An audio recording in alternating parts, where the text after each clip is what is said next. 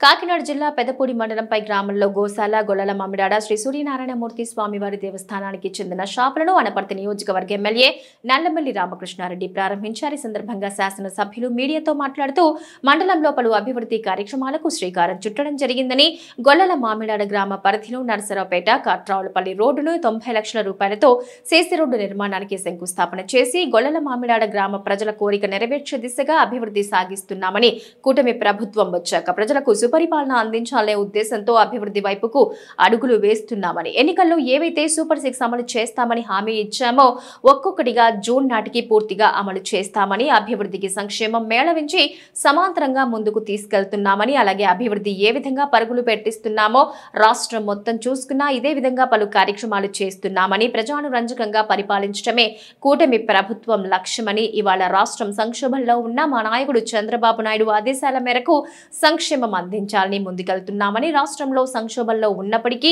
రోడ్ల అభివృద్ధికి ముందుకెళ్తున్నామని, దీనికి ప్రజలందరూ సహకరించాలన్నారు. గొల్లల మామిడాడలో ఏర్పాటు చేసిన సభలో అభివృద్ధిని వివరిస్తూ లోకేష్ జన్మదిన వేడుకల సందర్భంగా కేక్ ని కట్ చేసి నాయకులకు పంచిపెట్టారు.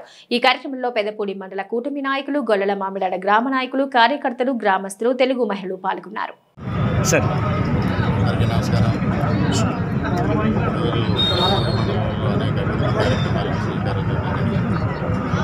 ముఖ్యంగా గొల్లల మామిడాడ మెయిన్ రోడ్డు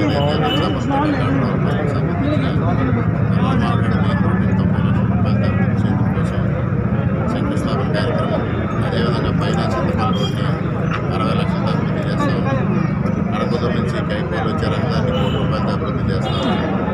ఈ మూడింటికి శంకుస్థాపన చేయడంతో పాటు పుట్టకొండ, కుమారపురం గ్రామాల్లో water supply schemes Jal Jeevan mission ద్వారా ఏర్పాటు చేసిన ప్రారంభించడం, అదేవిధంగా కూపన్ సెట్స్, అదేవిధంగా వివిధ కార్యక్రమాలని మేము ప్రారంభించుకోవడం జరిగింది.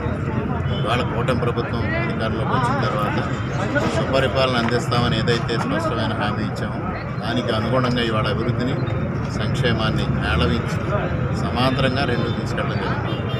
ఇవాళ సంక్షేమ కార్యక్రమాలు కూడా అదేవిధంగా చేయడం జరుగుతాం.